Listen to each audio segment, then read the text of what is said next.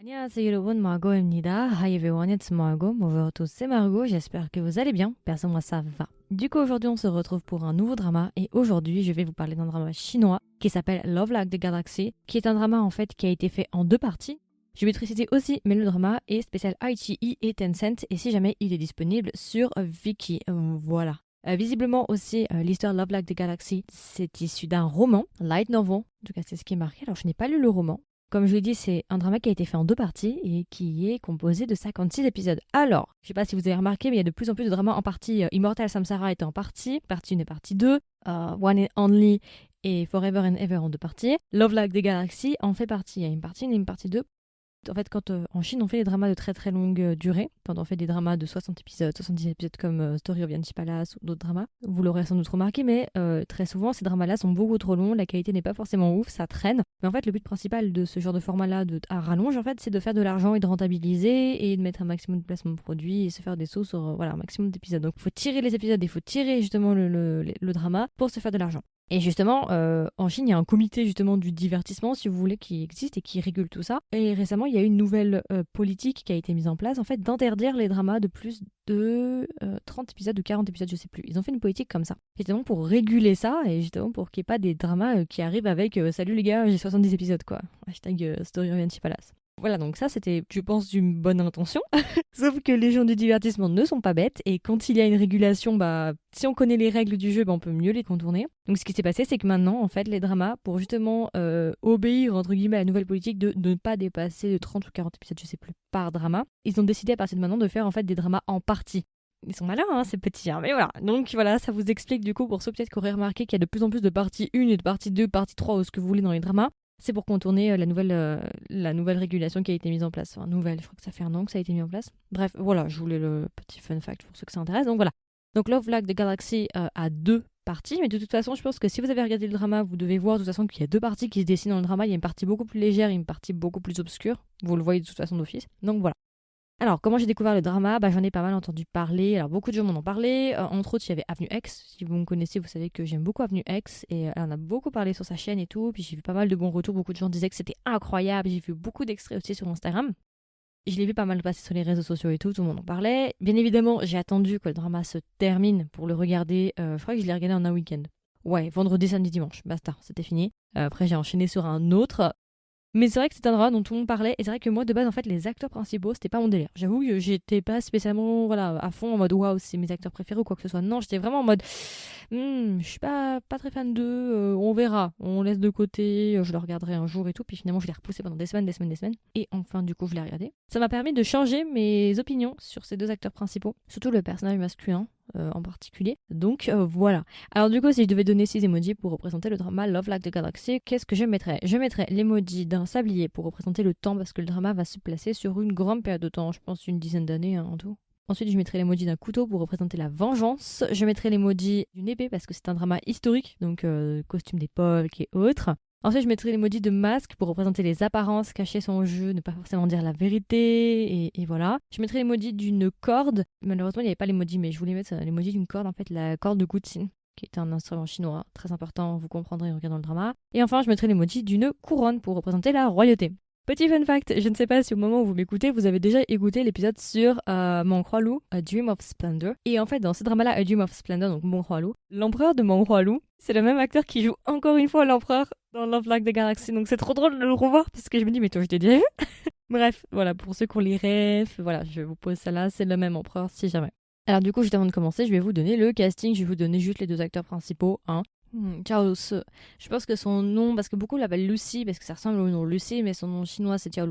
Donc voilà, elle est assez connue, elle avait fait The Romance, The Tiger and the Rose, quelque chose comme ça, enfin elle avait fait un drama qui avait été très populaire. Et enfin nous avons en acteur principal masculin, Wu Lei. Wu Lei il est assez connu, alors c'est vrai que moi je suis pas hyper fan de lui, enfin bon, de base, non attends, je m'explique, de base moi j'étais pas, voilà, j'avais pas non plus eu l'occasion de regarder vraiment des dramas avec lui, ça est en passant. Au début, c'était pas ça, tu vois, j'étais pas intéressée. Mais j'avoue que j'ai quand même pas mal changé mon avis, j'ai quand même pas mal changé d'avis juste après avoir fini le drama. Il a fait ses débuts quand il était enfant, d'après ce que j'ai compris, il est extrêmement populaire en Chine, Wu Lei. C'est un peu le chouchou en Chine, enfin en tout cas c'est un acteur vraiment très populaire et apprécié. Ouais, c'est un 99, hein.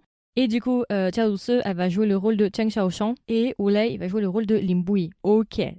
Alors du coup, de quoi parle Love Like the Galaxy? En fait, ça va se placer avec notre personnage qui s'appelle Xiao Shang. Xiao Shang, elle est issue en fait d'une famille de militaires. Ok, et à l'époque, en fait, les militaires avaient une très très haute importance en Chine. Et en fait, Xiao Shang, elle, ils disent que c'est la dame, la cinquième dame en fait. C'est la cinquième mademoiselle. Ses parents en fait ont eu 3 garçons et une fille, et elle est l'unique fille de sa famille à elle. Mais vous savez, c'est un peu compliqué dans ce genre de drama-là, parce qu'en fait, les familles sont bien plus grandes. C'est pas une famille genre père, mère et enfant. Ça s'étend à la grand-mère, à la tante, à l'oncle, aux cousins qui vivent tous ensemble. Donc voilà. Mais là, elle est fille unique. Ses parents sont 2 militaires. Donc ça, c'est assez peu courant, parce que du coup, l'homme est un général, je crois. Son père est un général, mais sa mère aussi. Donc la femme a le droit de se battre. Enfin, c'est assez étonnant, parce qu'on n'a pas l'habitude de voir ça, en fait, des femmes qui ont le droit de se battre. Enfin bon, bref, voilà. Ils sont partis avec leurs 3 fils et ils ont laissé leur fille, du coup, dans leur maison, avec justement la grand-mère, la tante et les autres membres de la famille, en fait. Sachant que depuis qu'elle est jeune, mais en fait, elle a été assez maltraitée. C'est un peu la Cendrillon de l'époque, si vous voulez. Elle a été très maltraitée. Elle a été délaissée par sa famille, juste de quoi manger, très mal habillée. Ils l'ont jamais éduquée, ils lui ont jamais appris à lire, ou ce genre de choses. Sa grand-mère l'a toujours vraiment délaissée. Et le drama va se placer à un moment, justement, où on comprend que visiblement, ça fait 1 an qu'elle s'est fait exiler à la campagne. Elle est toute seule et en fait, elle est tombée malade durant son exil. Elle a failli mourir.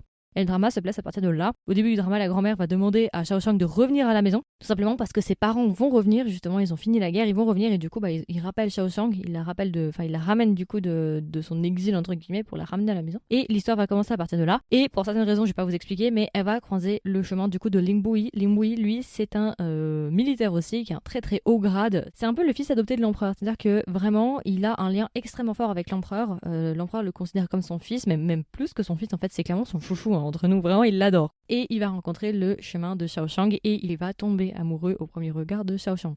Et comme tout drama historique qui se respecte, vous connaissez les bails de mariage, il faut la marier. Lui, là, il doit partir à l'armée, mais lui aussi doit être marié. Enfin bon, bref, vous connaissez quoi, je vais pas vous en dire plus, mais du coup, on va suivre leur histoire respective et on va aussi suivre leur romance qui va durer 56 épisodes. Voilà, je n'en dirai pas plus. On va aussi avoir des complots et ce genre de choses, vous connaissez quoi, c'est classique.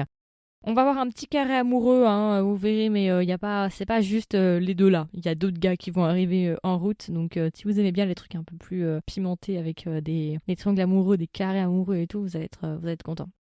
Alors du coup, qu'est-ce que j'ai pensé du drama? Alors, point positif, point négatif. On va commencer par les points positifs. J'ai énormément aimé Wulei. Alors c'est vrai que, comme je vous l'ai dit, je n'attendais rien de Wulei. Vraiment, c'était pas de base comme ça, voilà, un acteur que, j'étais pas fan, tu vois, ça m'attirait pas le drama. Et c'est d'ailleurs très drôle parce qu'en fait, je fais pas exprès, mais je trouve que Wulei me fait beaucoup penser à Wang Hedi. Wang Hedi, c'est l'acteur qui a joué dans Love Between Fairy and Devil, l'acteur principal. Je sais pas pourquoi, mais je trouve qu'ils ont des ressemblances. Bon, maintenant j'arrive à les différencier, bien évidemment, mais pendant très longtemps, je trouve qu'ils se ressemblaient de ouf. Ils auraient pu être frères. Bref, je dis ça parce que j'ai regardé Love Between Fairy and Devil il y a pas longtemps, c'est pour ça.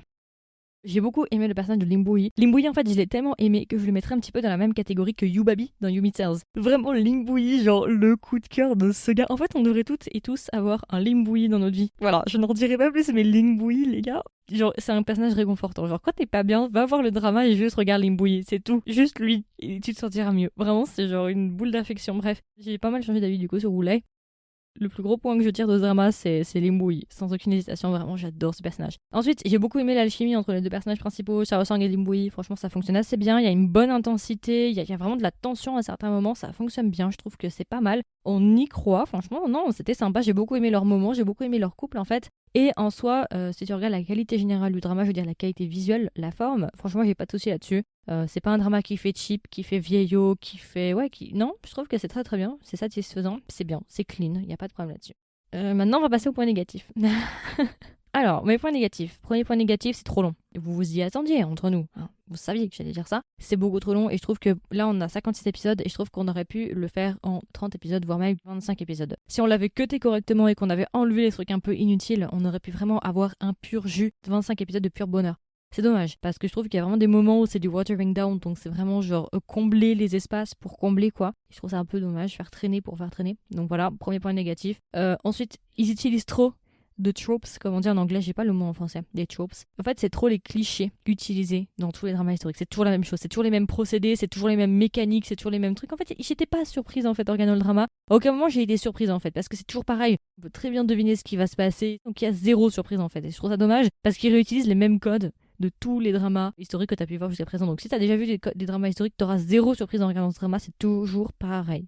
Le drama aussi, parfois, c'est pas vraiment un point négatif, c'est un constat plutôt. Le drama me fait un peu penser à Story of Yanchi Palace. Donc ceux qui ont écouté mes épisodes ou qui connaissent Story of Yanchi Palace, ça peut être un point négatif, hein, c'est un petit pic que je lance. Je trouve que ça fait parfois un peu trop Story of Yanchi Palace, quoi. Parfois ça fait vraiment pas sens, quoi. C'est vraiment pas logique. Genre, c'est pas vraisemblable dans la vraie vie, ça n'arriverait pas. Alors après, vous allez me dire, oui, mais c'est une œuvre de fiction, nan, bien sûr. Mais bon, à un moment, genre une fois, deux fois, mais 3 fois, 5 fois, 6 fois, elle s'en sort. Bon, à un moment, je commence à me poser des questions quand même, hein. Voilà. Bref, je t'en dirai pas plus. La fin pour moi, surtout avec l'intrigue principale, on va dire que le personnage principal a un background et en fait le background n'a pas été traité pendant les 40 premiers épisodes et au bout du 50e épisode ils vont te faire genre 3-4 épisodes où vraiment ils vont te raconter toute l'histoire. Donc je trouve ça vraiment dommage parce que c'était vraiment en mode ah putain on a oublié de raconter ça. Bah vite on a 10 épisodes pour le raconter, faut qu'on se dépêche de raconter son histoire pour qu'on en finisse et qu'on ait un dénouement. J'ai vraiment l'impression en fait que c'était rushé, qu'il fallait se dépêcher et qu'ils avaient oublié de le faire ou qu'ils voulaient pas le faire avant et qu'il fallait vraiment se dépêcher pour finir ça en fait. Et j'ai eu le même problème avec un drama il y a pas longtemps qui est Immortal Samsara, je vais enregistrer l'épisode juste après. Pareil, exactement pareil, le même problème. Ça sortait un peu de leur chapeau, tu vois, c'était un peu tiré par les cheveux en mode ok ouais, vous avez fait un stretch là, vraiment pour ça vraiment, voilà, bon, voilà, ok. Et enfin j'ai trouvé peut-être que la fin en fait était un peu abrupte dans le sens où pendant les 56 épisodes, vous attendez quelque chose. Je vais pas vous dire ce que vous attendez, mais vous attendez quelque chose. On attend tous cette chose-là. Et à la fin, bon, c'est un happy ending, je l'ai pas précisé, mais c'est un happy ending. Mais à la fin, en fait, on n'a pas cette chose qu'on attend. Et je trouve ça débile, parce qu'on nous a saoulés pendant 40 ou 50 épisodes en mode oui, et finalement, à la fin, on l'a pas. Voilà, donc vous comprendrez quand vous aurez regardé le drama, mais à la fin, on n'a pas ce qu'on voudrait avoir. Donc voilà, je n'en dirai pas plus, mais c'est un happy ending pour ceux qui ont peur. Donc il manque un peu cette sensation en fait de finition, vous voyez, d'accomplissement, de fin, de victoire, vous voyez. Voilà, c'est un peu dommage. Et du coup, si je devais recommander le drama à un ami ou une amie, qu'est-ce que je lui dirais et est-ce que même je le recommanderais? Alors, prenez les points négatifs. Si les points négatifs ne vous dérangent pas, alors dans ces cas-là, je vais vous le recommander pour plusieurs raisons. Pour le couple, parce que le couple vraiment est pas mal du tout. J'ai beaucoup aimé le couple, il y a une bonne dynamique, c'est assez intense, c'est pas mal du tout. Pour Limbui, pour l'acteur principal qui est vraiment sympa, et pour la qualité, si vous cherchez un drama historique, vous savez pas quoi regarder, vous voulez une romance historique avec un couple assez sympa, je peux vous le recommander. Mais voilà, une fois de plus, c'est très très long. Donc pour ceux que ça dérange pas et qui adorent ça, bon, il y a pas de souci, mais pour ceux que ça saoule un peu ou qui en ont marre et qui se lassent de ça, attention parce que le drama est très très long.